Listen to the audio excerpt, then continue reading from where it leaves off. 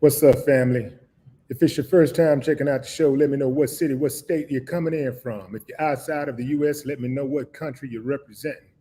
Family, I need you to smash up the like, smash up the like, smash up the likes. Also, if you have not done so already, after you subscribe, there's a little bell next to your subscribe button. Go ahead and click that button right now so you can get your notifications each time I drop a new video like this. That way you'll be in the loop. Going in, fam.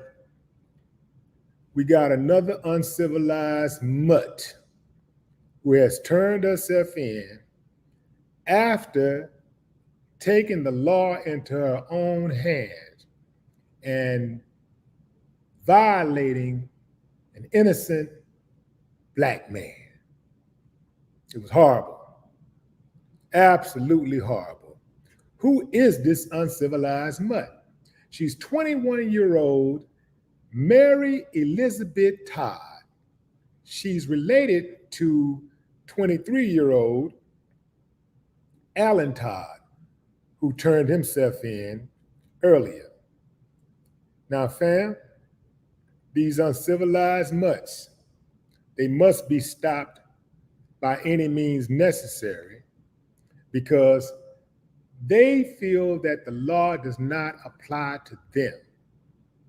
First law of nature is self-preservation.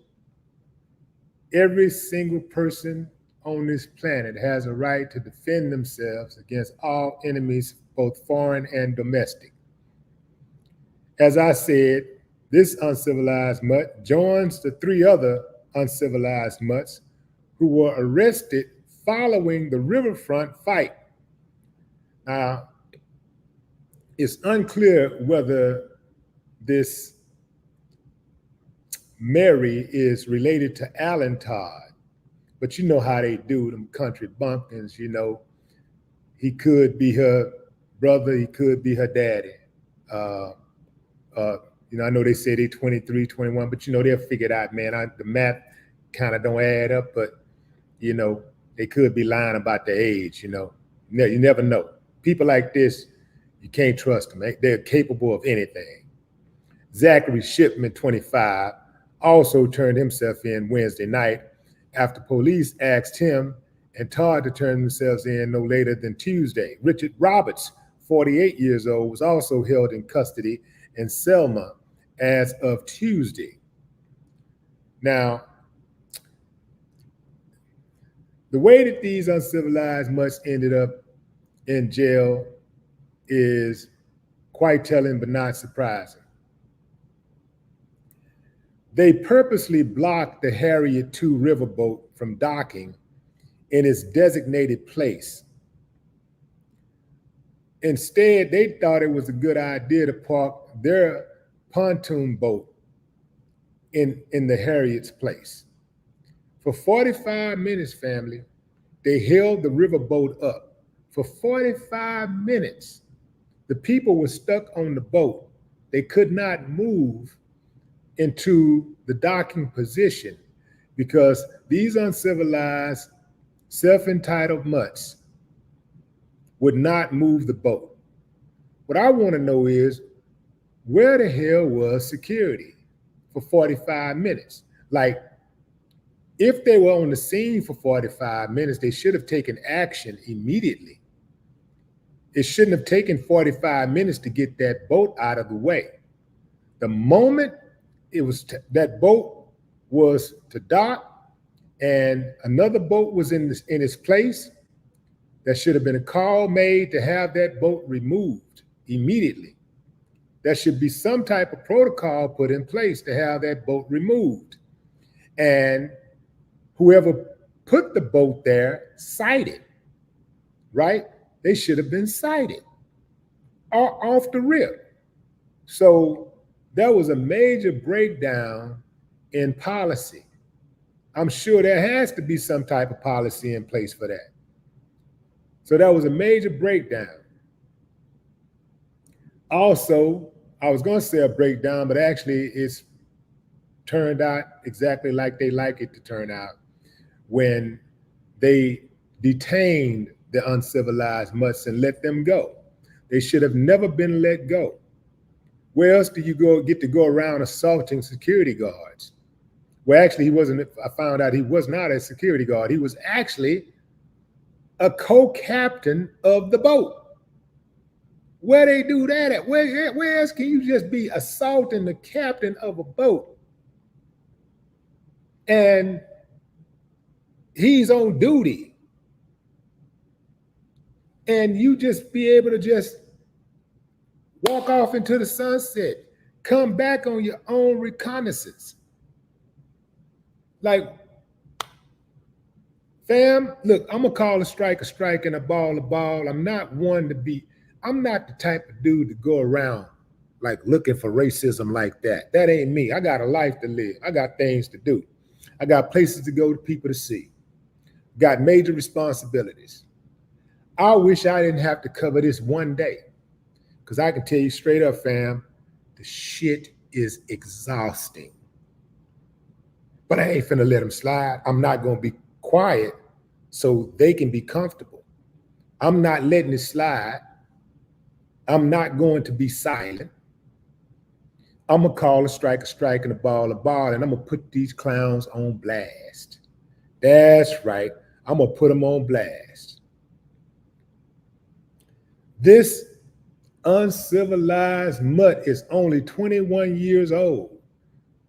She started early. I bet she was 2 years old in pre-K. I bet she was like in pre-K, like having fights with little black babies, just doing stuff, just violate early on, just picking up stuff, throwing it at little black babies. I wouldn't be surprised. They start early, fam. You can tell that racism is deeply rooted. And hopefully this crime that they committed, this, which they're calling now an assault, third-degree assault, hopefully it gets upgraded to a hate crime. And each and every one of those uncivilized mutts are put in a cage and kept far, far, far away from the civilized society. They don't deserve to walk amongst the civilized. Going into the comments. What's up, Margot? The Marco Wright, what it do? Nubian goddess. Absolutely, they groom them. They indoctrinate them early on. I used to think that, that all of these white folks, these prejudiced white folks who was around during the 60s, and they were teenagers and they were adults and elders. I was thinking that perhaps after a good 50 years or so, maybe they on their way out. We just gotta wait for them to die. But that's not the case. They have done a very good job of indoctrinating those in their bloodline that came after them. See, that racism is taught, fam. We all know that. It's taught. Just like love is taught, hate is taught. And for some reason, I know what it is. The reason is laziness. I'm talking about specifically the reason why some white folks hate black folks so vehemently. One of the biggest some of the reasons are they're lazy. See, their granddaddies, grandpappys, and grandmammies, they didn't have to work for nothing, and they could steal and take whatever they wanted to take. They could take your inventions. They could take your body. They could take your life. If you had land, they could just take it. And there would be nothing you could really do about it, because the wicked law protected them. Like, as law enforcement oftentimes protect them to this day. They hide behind the law. So they would just be able to take things. And see, the racist white folks today, they mad because they can't be able to do that. They used to be able to just see a black woman and just, if they wanted to have her, they just rape her. If they wanted to rape a little black girl, they could just rape her.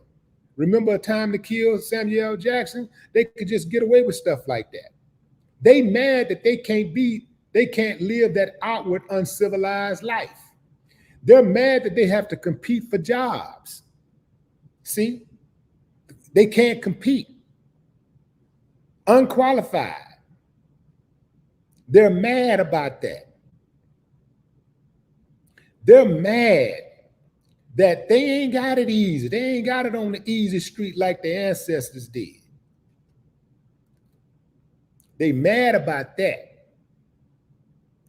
They are mad that the playing field is getting more leveled slowly, but they're mad about that. If they was not intimidated by being less than, less qualified, less desired, less talented, less educated, less skilled, they would have no reason to just hate black people, just to hate black people. Because I personally only hate who hate me. Now, you got a problem with me, I got a problem with you. If you ain't got no problem with me, I ain't got no problem with you. But if you got a problem with me, then I'm not gonna run. I'm gonna stand there and I'm gonna give you everything you're looking for. I ain't waiting to call and run to the police. Because by the time they get back, by the time they get here, it could be all over but the crime. I ain't waiting. I ain't playing no games with them. Did you see the mugshot? She looking in the mugshot, and in the mugshot, she looked like, oh, she effed around and found out. Now she looking all sad and pitiful. So a couple of them had a little stoic face, and I think I saw a smirk on that 48-year-old face. That's that face of, yo, whatever happened, I'm gonna get paid, because there's uncivilized much that's gonna make sure that I get my money, because, you know, they want to be able to call black folks the N-word and swing on them whenever they feel like it too. So they're gonna make sure I get me a little money out of this, you know. So that's the smirk. Also, the smirk is the judicial system is stacked in their favor. So he looking for that break. He thinking, he's counting on that break, getting that break. That's what that's about. My 2 cents today. ATL Transparency says, there's a lead piece and there's a black rev. He talks about interesting topics and how too many play the, man, get out of here with that shit. We don't respect that, bro. We don't respect nothing about that dude and nobody who like him. We don't respect none of that. Yeah, you know, I heard him. He say a couple of things every now and then, but you know, he's like Candace Owens and Stacey Dash and Charles Barkley and so many others. The damage that they do when they, by throwing black people under the bus, they can't make up for it. They've done so much damage, they can't be redeemed. Get out of here with that. I ain't gonna block you, but I am gonna put you in time out. You need to be taught a lesson. Don't you ever come on this platform and say anything affirmatively nice about that dude.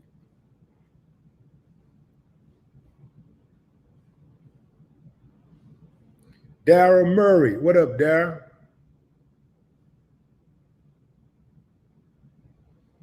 One love, that's right. That's what they do. They create chaos and play the victim. That's exactly what they do. Create chaos and play the victim. Sometimes they create chaos and play the hero. Yeah, I'll give you some examples. The Alabama case with the Riverboat, they created chaos And now they're playing the victim. Now they acting sad, like they got jumped and it was for no reason and the black people took it too far and, you know, all of that type of stuff. They playing the victim. They created the chaos and then play the victim.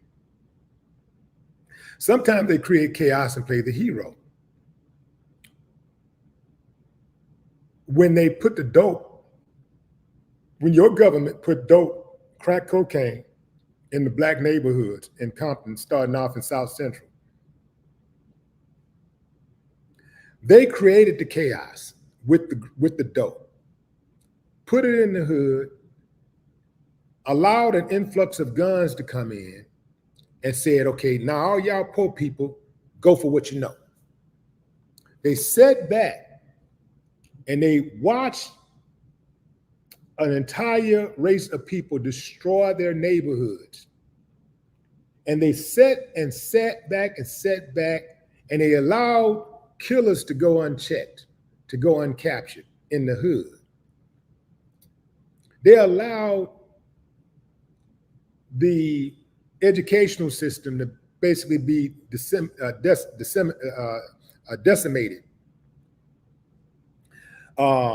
They allowed for mothers and fathers to get strung out on drugs with no hope, and instead of giving them help, they would arrest them. Then when it got so bad, so dangerous, that the people, the good people, which is the majority of people in every hood that you can go to in America, the majority of people in every hood you go to in America are honest, hard-working, law-abiding people. When those people became so afraid that they called the police, or they was just happy that the police came in, that they wanted the police to come in and do something, that's when they decided, okay, now we can come in, because even they're saying, come on, you're welcome, come do anything about it. And then when they came in with an iron fist. They went to planting dope, killing, false arrest, disrespect, everything you can think of. But they created the chaos. Then they come in, make some arrests, capture a few bad guys, the media right there with them, taking the pictures, plastering it all on TV. Ooh, we're making bust, we're making arrest, we're making some headway. We put away another bad guy. We put away this bad guy. And the people become so desperate for some type of order and sense of normalcy that they don't even care what tactics the police use to restore order. Kind of like the people that live in other neighborhoods where there's some sense of order, that don't care about how the police treat all black folks, because they feel like as long as the police handle the black folks, I'm good, I'm safe. Not taking into account that crime is about proximity. And most white people get killed, raped, robbed by white folks. Most Hispanics, Latinos get killed, robbed, raped, extorted by Latinos. Most black people get killed, robbed, raped, extorted, mugged by black folks. Because as a society, it's just one of those things that you hurt those that are closest to you. That's just the way it is in every society. But somehow they were able to like create this, they was able to pull off this Jedi mind trick to have even black folks thinking that they were good. They created the chaos and then played the hero. They do this all the time. They even go to other countries and do it. Create chaos and then swoop in and play the hero. I don't even understand why people ain't figured it out yet by now. Well, I guess some people have figured it out, but the majority haven't. Majority are very, very slow. Rome King, what up? Bake 22, just bullish. The man.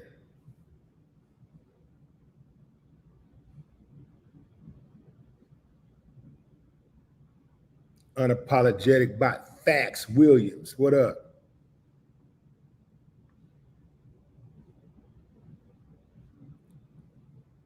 Letitia's third eye POV.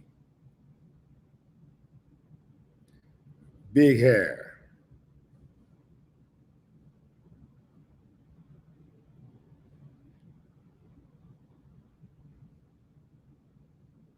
What's up, Miss Jazzy? What it do?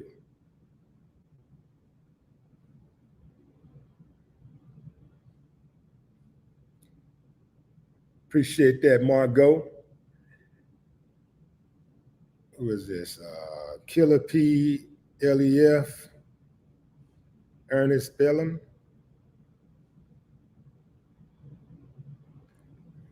No, that's Ernest Beelan. Otis Paul, Kansas City in the building.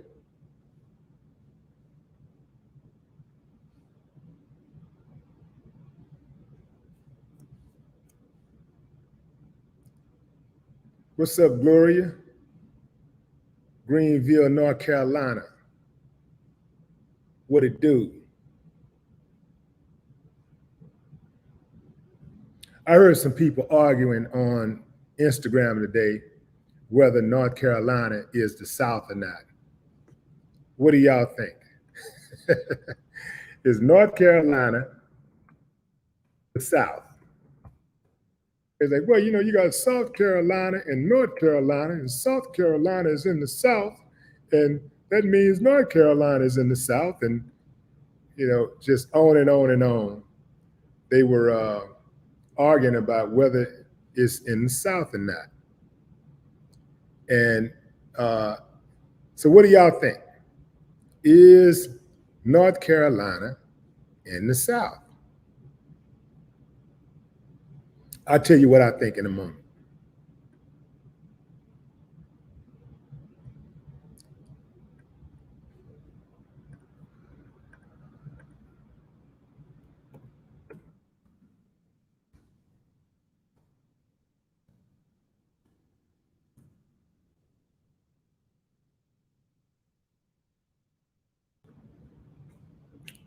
Y'all tell me what y'all think, fam.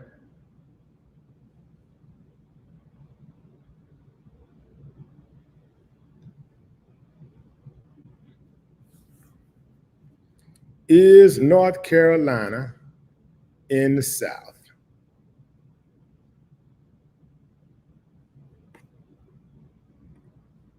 If you're just not joining, fam, we're talking about Mary Todd, uncivilized mutt who was arrested today. Yeah, she was arrested today.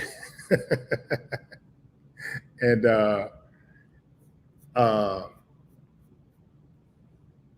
yeah, she was arrested today for the melee in Alabama at the Riverboat.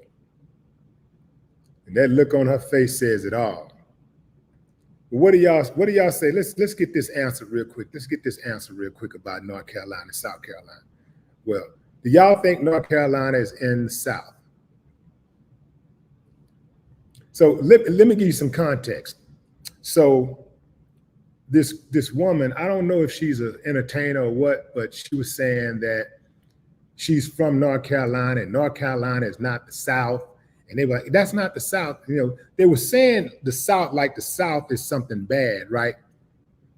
Like the South is like bad. Like to be from the South, that's bad. That's bad.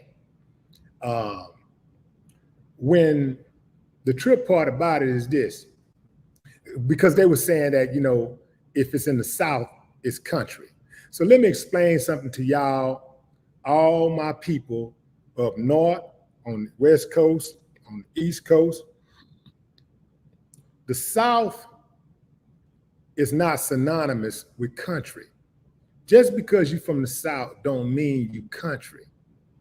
And now we're not talking about country, we're talking about that attitude, the way you talk, or the slang, the country slang or whatever. And it's really got more to do with sounding dumb than just having a country slang. Because I got a country slang, I got a country accent, but I'm smarter than most. So it don't really have anything to do with your slang. It has more to do with your vernacular. So people oftentimes, and I'm gonna say specifically Black people, love to try to distance themselves from the South. But let me explain something to y'all. Well, let me stay on course first. First, they were having the argument about being country and all of this type of stuff. Well, there's a whole lot of people from the South that have migrated to other areas of the country that have made great contributions to society. When they talk, a lot of times Black people in other areas try to talk down on the South, like everybody in the South is slow, everybody in the South is uneducated, everybody in the South is a yes, a boss, a mouser, you know, scared of the white man. And I'm from the South for real. I'm American born, red blood, baby, running through these veins, and ain't nobody running over me. Ain't nobody pushing me around. Black, white, or indifferent, ain't nobody pushing my family around, my people around. I'm from the South. I'm down in the middle. I'm in the gutter, all the way down, straight up the middle. I'm as Southern as it gets. And I'm debunking all of those theories y'all talking about. And as far as somebody, you know, talking about how white folks trying to handle Black people in the South, everybody in the South ain't going for it. So y'all got to stop watching that TV. Stop watching TV in those few viral clips that you get from people who do allow them to violate them. But me and none of the people that's in my inner circle, none of us play them type of games. They ain't doing nothing to nobody around here like that, what y'all thinking going on. So y'all got to stop watching them cowboy western movies. Because like Andre 3000 said, the South got something to say. Y'all act like Black folks ain't getting killed all over the United States by the police unjustly. Y'all act like Karens are only in the South. Every single day, all over this country, you see a Karen. And every state, every city, every municipality is represented. So y'all got to stop them negative stereotypes. We're already divided enough as it is. We're already divided. How y'all got the nerve to try to look down on Black people from the South? Y'all ain't no better than the white folks who look down on Black people collectively. Damn, do I need to make another Do It Like a Geo? Everybody know New York is where it begins, so let the ego shit in. I got to make another one? Y'all bickering over what Black folks got it the hardest and who got it the best and who's more educated. Not, man, y'all better learn a word called unity. Leave all that old trivial, petty stuff alone, man. That ain't nothing. That's what y'all talking about ain't nothing. It's a waste of time. They wasted a whole 1 hour podcast on talking about whether the South is country or not. Who from the South? Y'all grandmamas and granddaddies from the South. So when you talk about the South, you're talking about yourself. All right, y'all, back on point. Back on. Angela Thomas, what up? What up, Tanya Brown? Nandi Johnston. Sophia Martinez. What's up, Luke Skywalker?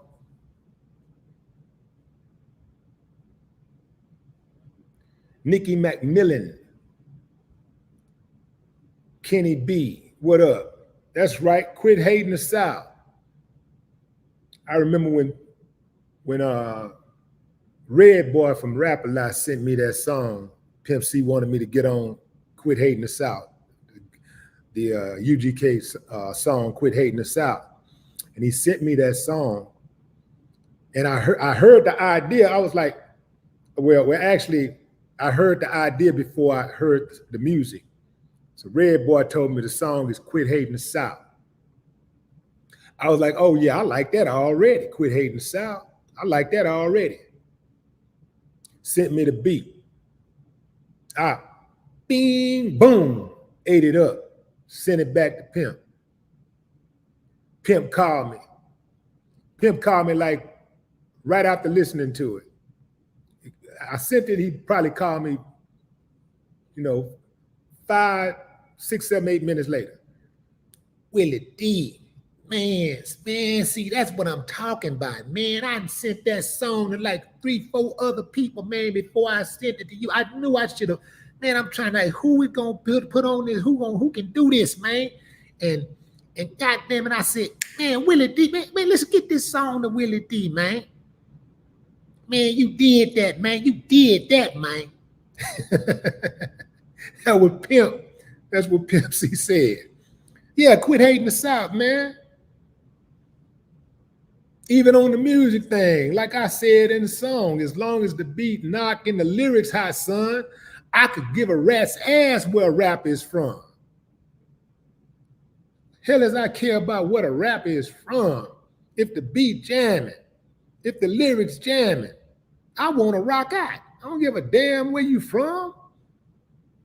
Now, if you're from where I'm from and you rocking, I like it even more because I'm I'm proud like a peacock because you from my area. So I'm gonna rock with you even harder, but I'm gonna rock with you no matter where you from. If you jamming, you jamming.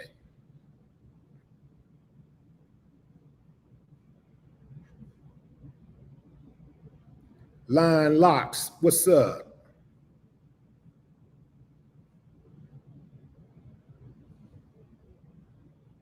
Oh, and this is the part of the song that really hit home for Pimp C. This is the part of the song that he liked more than anything.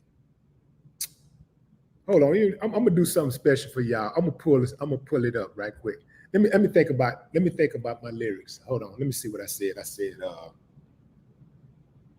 yeah. Damn, how it started off. Yeah. I'm blasting off on you hoes like massa. Now I said, I'm blasting off on you hoes like NASA. Your double standards and hypocrisy remind me of massa.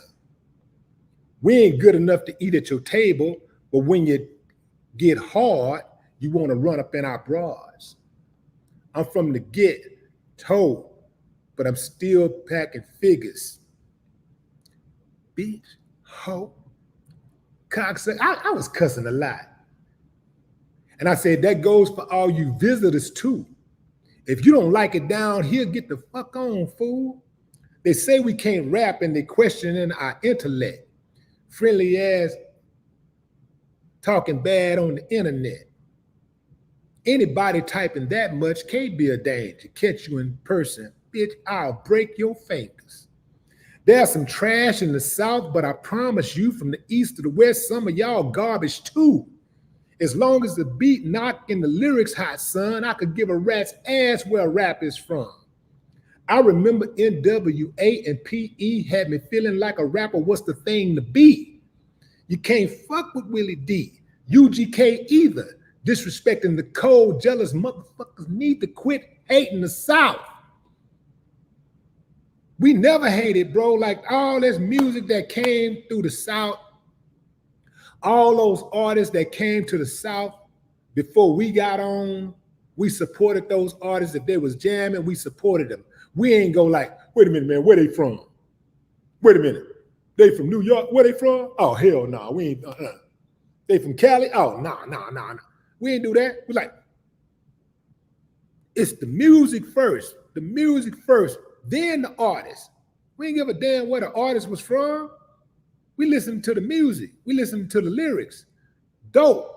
Oh, we might not even know where the person is from until after we've been jamming the song for a whole month. We don't give a damn where you from. If it's jamming, it's jamming. Shit, man, ain't nobody worried about where you from. If it's jamming, the music is jamming, you jamming. When's the last time you was worried about where an R&B singer was from or a rock singer originated? You just hear a beat. Some of y'all got R&B songs to this day that you love to death. Rock songs that you love to death. Folklore stuff, folk stuff that you love to death. You don't know where those artists are from. Creating all of these imaginary divisions, man. We got enough division as it is. Even in Houston, you got some people in Houston be worried about, oh, he's from the north side. I ain't messing with that. Oh, we only rock on the south. Oh, he's from the south side. I can't rock with that. Y'all sound stupid and limited. Oh, I ain't going over there because they over there on the north. Oh, I ain't going over there. I'm from the south. Y'all sound stupid and limited. H-Town, baby. The whole city is my turf. Why would you limit yourself like that? Some people, even in cities that you guys are from, all they want to do is to be the big dog in their city. They don't care about nothing outside of their city. They just want to be known right there on their block. Some of them just want to be known on the block, in their neighborhood, on their street. That's it. I try my best to stay away from people like that.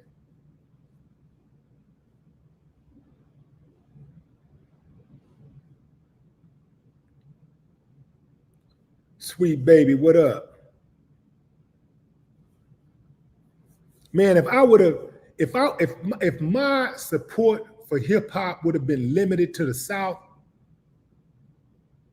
I probably would have never, ever got to a point where I made music, because the first time I ever wrote a song, a rap, a lyric was after listening to Run DMC. So I would have never even gotten in the game if I would have been sitting around waiting on somebody from the South to do it. Before us, there was none. So we had to go out and do it. Remember that, all you 50-year hip-hop mother. Remember that. We did it. I did it.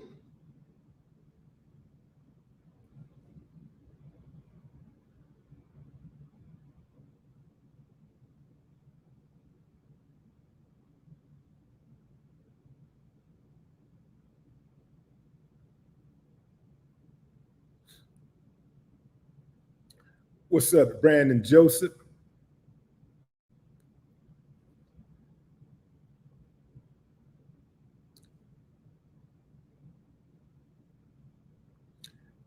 Yeah, so to answer your question, fam, yes, North Carolina is the South. North Carolina is the South. And here's the thing, fam. I don't even give a damn about people who won't claim where they from. I don't care. I don't give a damn. It's like somebody who's black saying that they're not really black. They're not black, they're claiming Asian. They got some Asian in their family, so they're saying they're Asian or they're saying they're white. I don't give a damn. I never try to beg somebody to be, a part of, what I represent. And I never try to, same way I never try to beg somebody to take some money, or get some money. You know how some people, you have more faith in their abilities than they do. You know, you start talking about how to get some money, they're resistant to it. They don't want to hear it. They ain't got time. Okay, keep it moving. I ain't finna beg nobody to take no money or get money. Just like I'm not gonna beg anybody to take this advice that I give on a daily basis. My job is to give information and instructions to help you navigate through this wild, crazy, beautiful world. You can take it or leave it. For the people that want to just come on here and troll and look at me on their digital devices like this ain't for you. So I don't give a damn if you get it or not. It's really not for you. It's for the people that want the information. The rest of y'all, man, y'all kick rocks at a concrete plant barefooted with alcohol on your feet. I could care less. Joe Mama, what up? Been a minute. Sister Soul.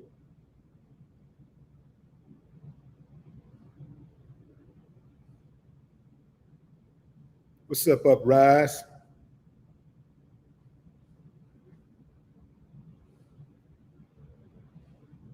Shasin, John Guillory.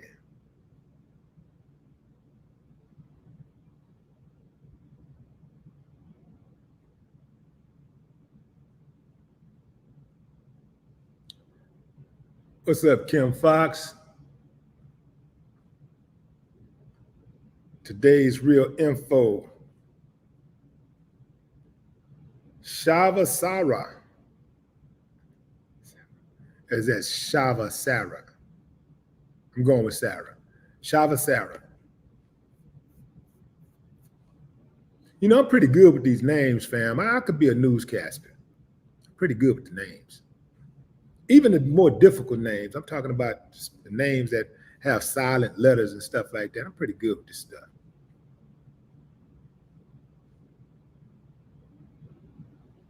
What's up, Dre Maria? Truth Man. Perhaps. Nurse Petty, what it do? Mella. Ross up. What is that? Yeah.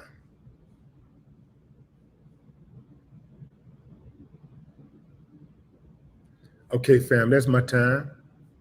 I appreciate y'all. But as we said, fam,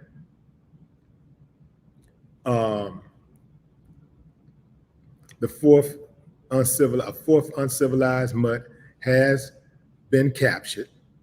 She is in a cage where she belongs. And right now we're working towards convictions. Perhaps I'll call the FBI and see where they are in the investigation of the hate crimes they committed against that young brother, young innocent brother. Till next time, fam, I appreciate y'all for joining the live. No more talk.